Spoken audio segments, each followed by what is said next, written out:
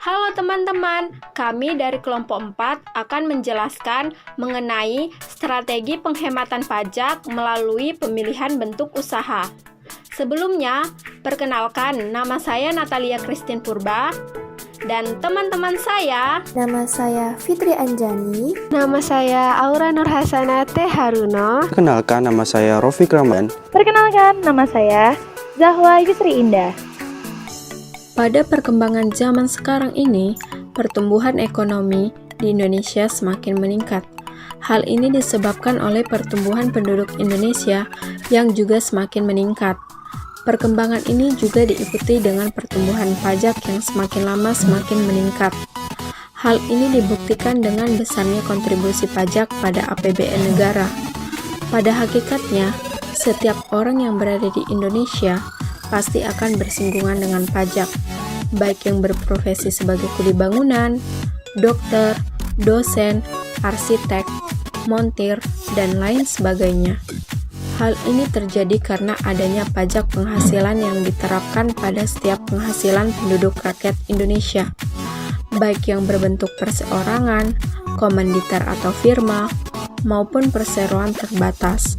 Strategi penghematan pajak melalui pemilihan bentuk usaha.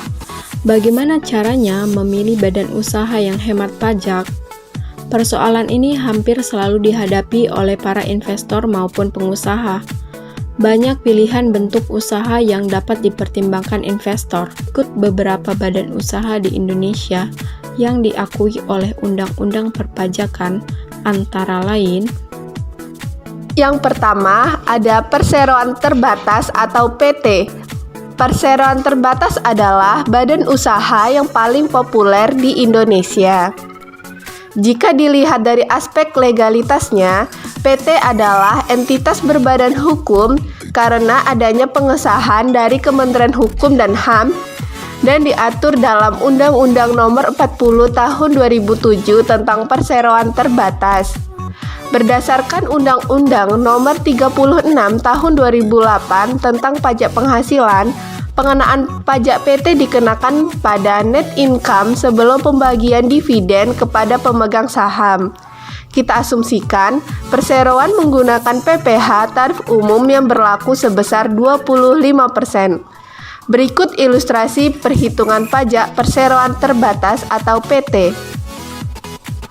Pada saat penghasilan tersebut didistribusikan kepada pemegang saham dalam bentuk dividen, maka dikenakan pajak lagi atas dividen tersebut sebesar 10% atau PPh final untuk WPOP atau wajib pajak orang pribadi sebagai berikut.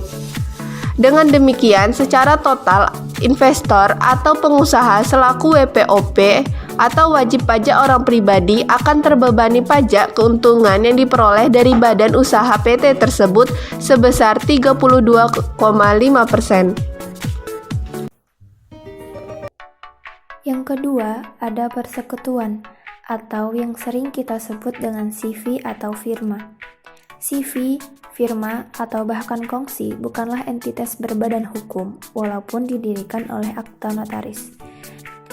Aspek perpajakan CV ini diatur dalam pasal 4 ayat 3 huruf I Undang-Undang Nomor 36 Tahun 2008 tentang pajak penghasilan. Berbeda dengan PT, pengenaan pajak CV hanya dikenakan sekali pada net income. Ketika penghasilan tersebut didistribusikan kepada pemilik dalam bentuk prive, maka tidak dikenakan PPh lagi. Oleh karena itu, bagian laba yang diterima atau diperoleh para anggota persekutuan bukan lagi merupakan objek pajak. Dengan begitu, investor atau pengusaha akan terbebani pajak keuntungan yang diterima dari badan usaha CV atau firma tersebut sebesar 25%. Lebih rendah dari persentase beban pajak yang ditanggung oleh PT, yaitu sebesar 32,5%. Begitu juga dengan bagi hasil yang diterima pemilik CV lebih besar daripada bagi hasil yang diterima oleh pemegang saham PT. 3. Perseorangan atau UD. Mayoritas UMKM di Indonesia menjalankan bisnisnya secara perseorangan yang tidak terikat dengan badan usaha dan tanpa akta notaris, namun tetap memiliki NPWP pribadi untuk memenuhi kewajiban perpajakannya. Bentuk badan usaha perseorangan bisa jadi berupa usaha dagang, warung, rumah makan, salon, bengkel, toko bangunan, toko kelontong, konter pulsa, warnet, dan sebagainya. Dalam perhitungan pajak perseorangan, tentu saja sangat berbeda dengan perhitungan pajak perusahaan atau badan. Perbedaannya sebagai berikut.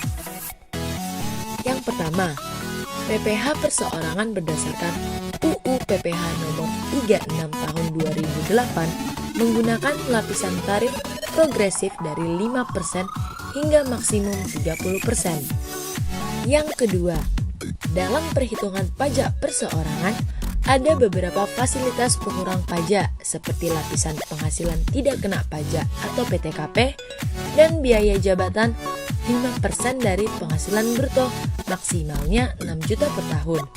Ada beberapa poin penting yang perlu kita cermati.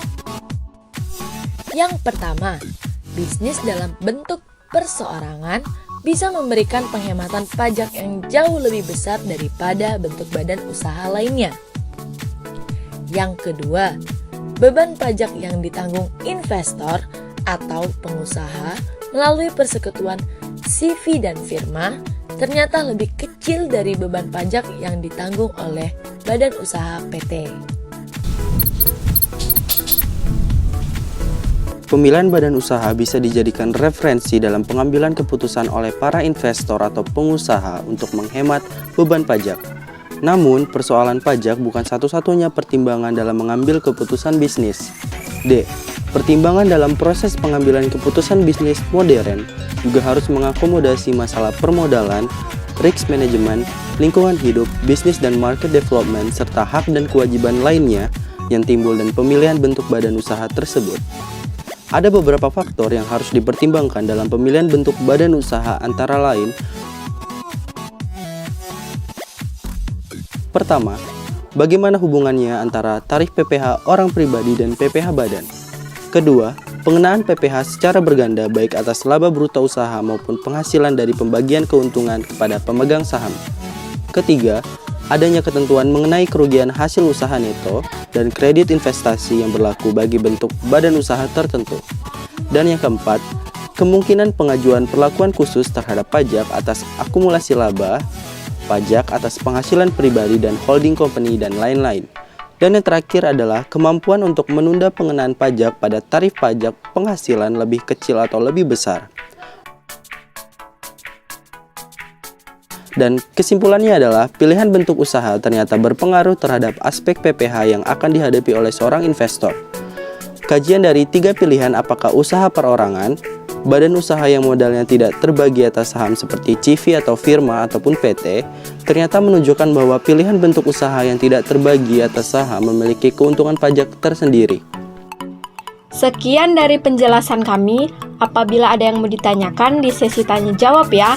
Terima kasih, tetap semangat!